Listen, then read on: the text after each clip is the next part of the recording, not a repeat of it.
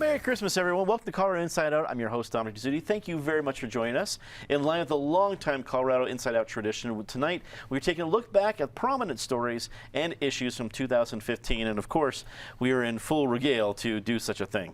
Patty Calhoun, let's start with you. If you had to pick one word that would describe 2015, what would it be?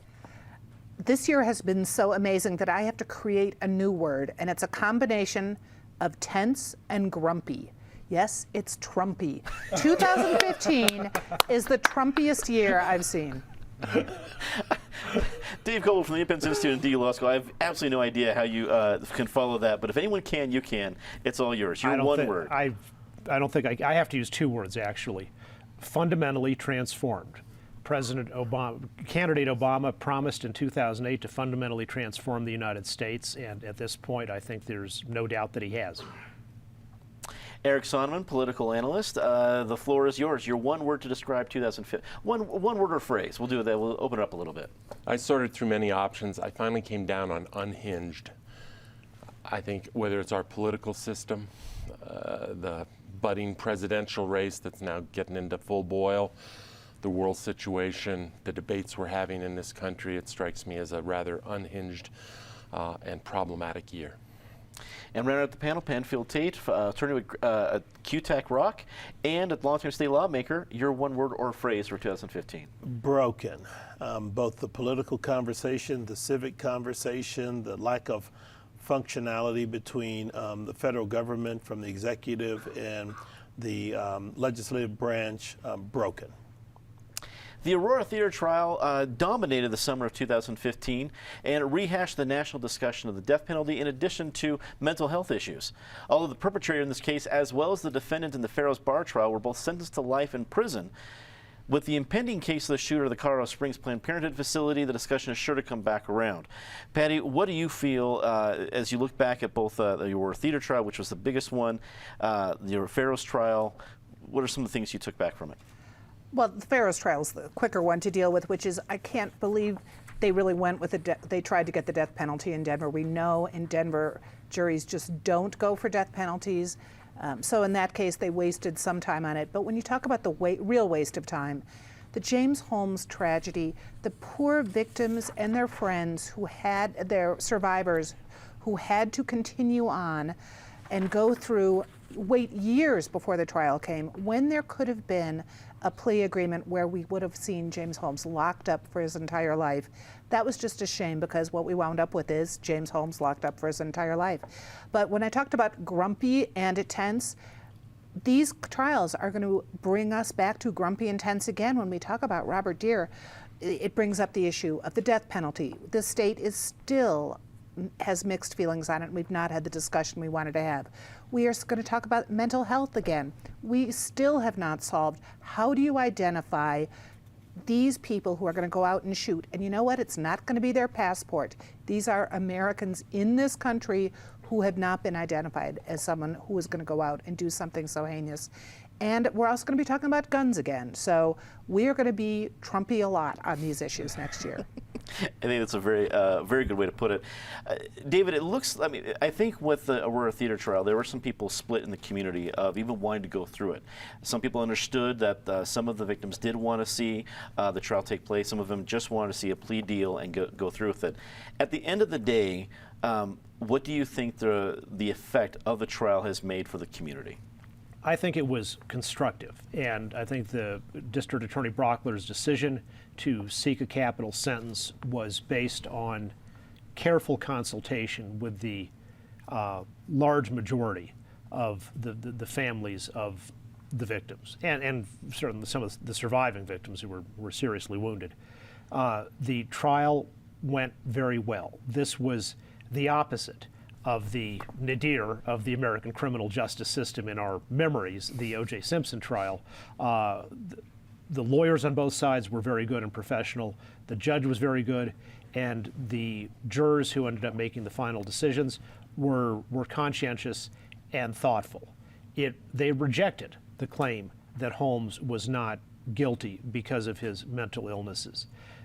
They rejected the claim that mitigating factors outweighed the many aggravating factors. And they exercised their choice under Colorado law, by which a fairly small minority of the jury can veto the death penalty. Part of the conversation we can have about the death penalty going forward is, do we want to allow, if you have 11 for execution and 1 against, the Constitution doesn't require unanimity on that phase of the case. We could change that, and maybe we should have a conversation about doing that. On mental health, as we're now continue to be concerned about that, but also about terrorism, I think it's important we sort of stop this idea that mass attacks on strangers or semi-strangers are in these different categories of things. There is an overlap between terrorism and mental health. People can have ideological motivations. James Holmes didn't, but others do, including the San Bernardino people. But the San Bernardino perpetrator, his father is, according to the mother's divorce papers, bipolar and alcoholic. There was a guy in London not long ago who tried to cut people's throats on the subway, and just 2 weeks before he attempted that, the family had tried to do something about his mental health problems. So people can be motivated by official ideologies, but many, not all, many of those who are the most likely to take that idea and turn it into a violent mass crime are people with mental health problems. So I think it continues to be a good idea to see the different ways we can expand the mental health safety net, both in Colorado and nationally. Eric, around this table throughout 2015, we talked about the mental health issue. We also talked about the conversation about death penalty. There needs to be a conversation, but I'm not really sure that there's a lot of political will among leaders to have that conversation. Even after the fact now, do you think there's anyone out there, political leader-wise, that wants to say, hey, we said early in 2015 we need this conversation, let's talk about it. Let's make an amendment to that we need a unanimous vote, or any even facet of it. Is there political will to make it happen? I don't see any leaders who really want to have this conversation. I mean, I think there are probably some conservative leaders who want to score some political points for the lack of the death penalty in some of these cases, for Governor Hickenlooper's reprieve of Dunlap, et cetera. But even if the conversation is not happening at that kind of macro level, I think the conversation is happening at a lot of micro levels around the state. And I think I don't know if a consensus is being reached that we're opposed to the death penalty, but I think there's a practical consensus that Colorado, in my mind, has probably executed its last person. We'll see if there's now a Republican governor and the people currently on death row, maybe one of them reaches the end of the rope, bad pun. But I think the death penalty as a practical application in Colorado is probably done and probably past tense. If you cannot secure it in those cases where we saw, whether it's the Faro Bar killing, whether it's the Aurora the Aurora Theater killing, you just don't know what circumstances you're going to secure it. And then, given that it takes 20 to 25 years to carry out sentence, what is the practical benefit of doing that as opposed to a life sentence without parole? Real quickly to the trial itself, I'm going to disagree with David on this. I mean, he's right in the sense of everyone involved conducted themselves very well. The attorneys did a fine job. The judge ran a tight ship, unlike the OJ trial or whatever. The jury did its job. But I'm much closer to Patty's point of view on this, which is for what? You ultimately had a resolution that was on the table a year or a year and a half before the whole trial began. And I understand the argument that the community had to go through this for some kind of catharsis. But I look at Tucson, where in the aftermath of the congressperson Gabby Giffords shooting, Jared Loughner, who was the perpetrator there, they worked out a plea deal. He was equally as crazy as James Holmes was crazy. They worked out a plea deal. They saved themselves the trial. And are you telling me that Tucson was, that somehow Aurora, by virtue of this trial, was able to heal more than Tucson? I just flat don't buy it. I'm not sure what the exercise ultimately proved. Penn, if we're going to see anything change along how Colorado currently has capital punishment, is that going to have to come from the citizens, or do you think it's possible to come from the legislature? I don't think it's possible to come from either right now. I think what has happened between the Aurora Theater trial, the Farrows Bar trial, and the situation in Colorado Springs, and I disagree with David. I think the trials were not constructive. I think they were just the opposite. They were destructive of sort of civic peace of mind, because in every instance, in Aurora, guilty. Farrow's Bar trial, guilty. The guy in Colorado Springs has already told the judge, I'm guilty. And there's this fascination with the death penalty as some sort of ultimate retribution. But as a practical matter, we can't get there as a society because we fundamentally don't have consensus and don't agree. And the question becomes, does it help the comprehensive psyche of the community to go through these trials when the bottom line in all three of the cases like this is guilty, guilty, and guilty? And if you know that, and it makes sense to put these people away, because that's why we have prisons, because there are bad people in this world, and the bad people in this world need to go there. You know, if you want to talk about whether to kill them or not, I don't know. We need to get them away from the rest of us in society. And because of the death penalty, I think is what's created this weird coupling of the criminal justice system with the mental health system, which is why we don't make progress on either of them. We talked about this once before. I don't know if the guy in Colorado Springs is mentally ill. I think he may just be a true believer. I don't agree with him, but he may logically think this is how I act out on my beliefs. And so sanity, insanity, competent to stand trial or not, I don't think is the real barometer there. He's guilty. He killed a bunch of people. Put him away for life. If you then want to provide treatment while he's put away, maybe then you can determine if he really does have some sort of mental illness. Same with Holmes, same with the folks in the Farrow Bar situation. Put them away, protect the rest of society, and then figure out on the back end what's the treatment that may or may not be necessary at that point. And finally, I'm not convinced that all these mass shootings are because people are nuts. I think there's some people who have extreme belief systems that to you and I and to many of us we think are so extreme that they're not logical, they're not rational. But I think they connect dots in a different way, and they get to a point that says, it's okay for me to do that. And we have a way to deal with those people. We need to put them away. Continuing our look back at 2015, debates over education reform dominated local and national headlines as citizens in Jefferson County initiated a contentious school board recall election. Conservative school board members Ken Witt, Julie Williams, and John Newkirk were ousted in a November recall, and conservative incumbents on the Douglas County School Board also lost re-election bids. David, this was a big deal in November. We had school board elections throughout the state that saw changes just like this one, but Jeffco was certainly the highest profile, along with Douglas County here in Colorado, but Jeffco made national headlines. As we look back, what are your thoughts? The empire strikes back, and quite successfully. The unions, especially the National Education Association, they were outstanding at community organization. And when you think about, spending in these races, and you focus, well, how much did people put into television ads and things like that in the October beforehand?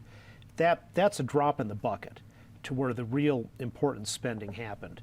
After the pro-reform slate was elected in Jeffco and elsewhere in 2014, the unions moved in, we don't even know how many, maybe over 100, dozens at least, of organizers, and they did a great job.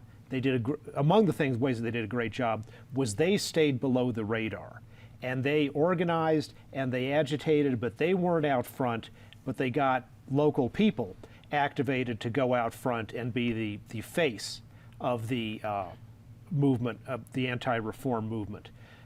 To some degree, certainly on the Jeffco board, and Julie Williams were the greatest own goal in Colorado politics this year, at least, on that stupid complaint, proposal she had about about history, which never got adopted. But and other places, people were, I think, some voters were objecting less to particular reforms than they were saying, oh, there's all this contention and things like that, and why can't school board politics be nicer and more sedate? And so they lashed out and voted against the incumbents, although in fact a lot of the agitation and controversy and lack of civility was created by the outside agitators from the national unions coming in and doing a great job. But they did a great job, and if you want to give the award for best, most effective political work in Colorado in 2015, I think it unquestionably goes to the D.C. headquarters of the National Education Association. Eric, until probably 2014, we were used to, as a community, of seeing school board races being very sleepy. You'd really have to be into politics to even know who was running. Now, 2015 seemed to give them a really big boost. Do you think that will continue, that people will become much more familiar and aware of what's going on in school boards? Yeah, I think the trend may have started a little before 2014, but certainly if you go back into the early part of the 2000s and way before that, these were very sedate, quiet affairs. Community leaders would put their hand in the air and say, I'll take on this obligation, I'll take on this duty. And everyone said, thank you very much, and went about their business. Just as the rest of our political system has become so polarized and operates at full volume and full throttle all the time, that has now spilled over into the education realm. And the education wars have become very heated, and that Colorado is not unique in this regard. Jeffco was particularly hot, and Jeffco was a national epicenter of this, but Colorado is not unique. And you see these wars going on around the country, and there's a lot of nonsense spouted all around. The notion that charter schools are somehow not public schools or whatever that people spout is a part of this. While the pendulum clearly swung this last November in Jeffco and Douglas County, up in Loveland and other places, there's one place where the pendulum did not swing, and that's right here in Denver, where what is now a 10-year or longer record, first under Superintendent Michael Bennett, now under Tom Boasberg, of a very reform, choice-oriented district, that has now been ratified in election after an election, and those forces enjoy a 7-0 majority now on that school board. I'm going to be curious to see whether that Denver model, policy model, not political model, policy model, can at some point in time be exported to the Auroras and Jefferson counties and et cetera, a lot of the other inner ring suburbs around Denver. There used to be this notion that lousy, crappy schools and urban poverty were Denver phenomenon. Denver itself is gentrifying very quickly in front of our eyes, and a lot of these problematic school systems are now in those inner ring suburbs. That's where the action needs to be. That's where the focus needs to be. And I'm going to be curious over the next handful of years whether some of that model can be exported. Penn, what are your thoughts on what we saw with both the Jeffco race, Douglas County, and really just the whole idea around school boards this year? Well, contrary to David's take on this, it was actually Return of the Jedi. And what occurred is I think for both Jeffco, Douglas, and Denver, there is a theme that folks aren't talking about yet, but it's becoming more prevalent. I think throughout this state, throughout this country, people are saying fundamentally, K-12 education in America is a complete do-over. That it has, the model we have has outlived its usefulness for the technology-based society of today. We've got to do things radically different. And because of the political partisan bickering, and I think it is partisan bickering, although these elections are theoretically nonpartisan, people aren't focusing on the core issue, which is get kids a better education so they can compete in an increasingly globalized economy and world. Jefferson County, I think what simply happened there, and we've talked about it before, is sometimes how you treat people is more important than what you do. The personalities drove that entire recall election, not necessarily the value or the merits of some of the policy decisions they made. And so it didn't become a question of whether you agreed or disagreed in every instance with the policy. Really, the resounding chorus is, we don't like these folks. They treat us badly, they're rude to us, they're abrupt, we got to get rid of them, and oh, by the way, they made these decisions that we think are dumb. Douglas was a little different, and we've got to be careful about terminology, because I think Douglas in Denver reflects that. Reform agenda is relative. If you think a certain way, the other person's point of view is going to be cast as reform. And if you disagree with them, your agenda is reform, to the point where the word almost has no meaning in the context of some of these school elections. I think in Douglas County, for better or for worse, I think there the members behaved better. But I think the voters felt you're just going in a policy direction we don't want to go, and it may not be enough. Caution about Denver, and I appreciate what Eric said, but the thing to watch with Denver Public Schools is in many ways the disparate voices helped the Denver Public Schools, because now you have a situation, you're right, Denver's gentrifying, but you see story after story about the resegregation of Denver Public Schools. That is going to have a ripple effect through conversations and elections moving forward. Although Denver has a 7-0 sort of groupthink board now, remember the president of the school board, Happy Haynes, didn't know until the next day whether she won against someone who no one ever heard of before, but she almost lost her re-election bid. So that tells you that the dissatisfaction with public schools, I think, is deep-seated, and it's far more complex than whether you get to tell yourself you're the reform candidate or the other person says it. This is going to be interesting to watch, because I think these school board elections are going to be more and more problematic as we move forward. Patty, 2015 was reading, writing, and recalls. Your take? Well, it's not a surprise that school board elections are no longer sleepy little elections, because parents feel empowered to get really involved in their kids' educations. These are not people who grew up in the 50s and believed the authority figures knew what they were doing. I mean, parents are peeved, and they are going to take a very active role. But if we are talking about, let's return to the Star Wars analogy. Julie Witz in Jeffco was Jar Jar Binks. Are you? I mean, this is not someone who was hypnotized by the National Education Association to act like an idiot. She did it all on her own. And her fellow board members were not much better. So they were like the people in the Star Wars bar. So that they were not popular, that people went against them because they wanted to be treated with even a modicum of respect. Of course that's what happened. I mean, this was not so much about the policies, it was about how people were treated. And I'm glad that the kids in Jefferson County, let's hope they paid attention, got a real civics lesson this year. The Disney Star Wars marketing machine is so incredible that they can even get it to the Colorado Inside Out table. I am so impressed. It's a generational thing. It really is. Well, it is time for our favorite part of the show, but this time it's for the entire year. So, Patty, you'll start us off for Disgrace of 2015. I'm talking about a long-running disgrace, and I'm a little worried it might have been my disgrace of 2014. The Veterans Hospital fiasco in Aurora. By now, it should have been opened. By now, it should be serving all those veterans who have been treated so badly. Their treatment has been horrible. Instead, the costs keep running up. We're looking at it maybe opening in January 2018. In the meantime, the veterans are not getting the service they need, and we are paying and paying and paying. It is an outrage, and I really hope it's not my outrage in 2016, too. Me too. David. The appeasement of Iran. They're now getting $100 billion of assets of theirs that had been frozen. Everybody agrees they're the world's largest state sponsor of terrorism.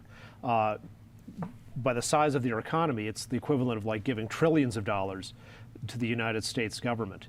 And of course, they're cheating flagrantly on their existing international commitments, doing testing ballistic missiles, the destructiveness of the Obama approach. The country, I think in 2008, the majority said, well, the previous guy's, his Middle Eastern policies overall didn't work out.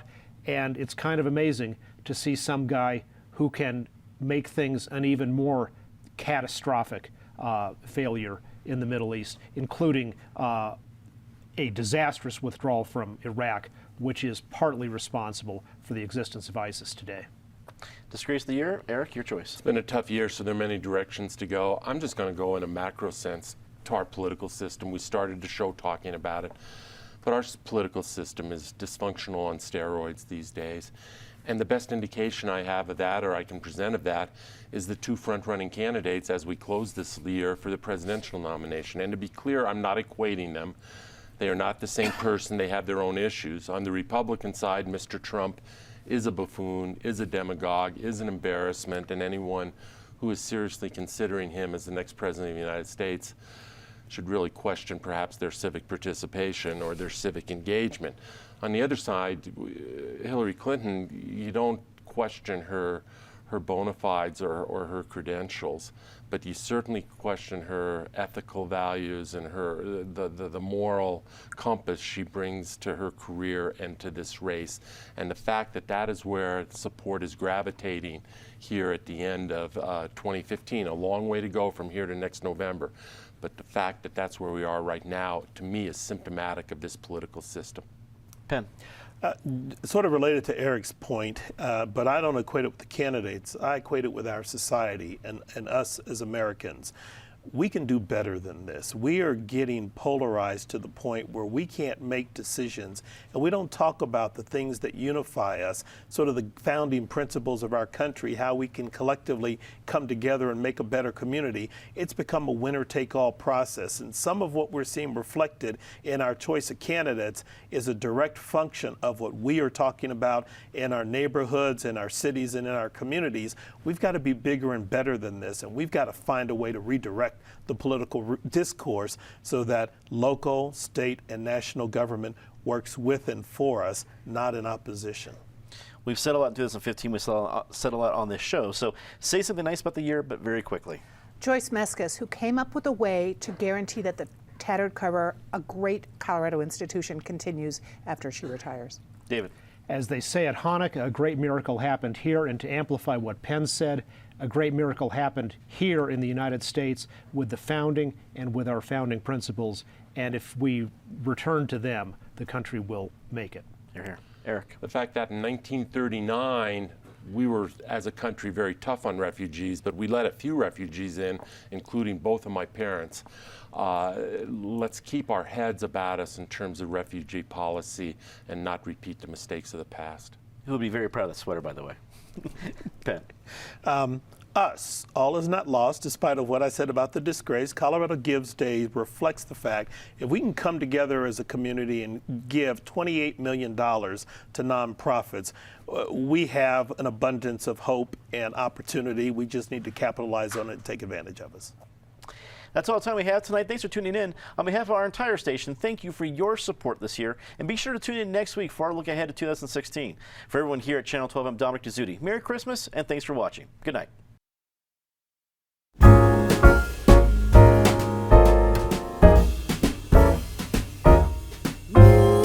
Jolly old Saint Nicholas, lean your ear this way. Don't you tell a single soul what I'm going to say.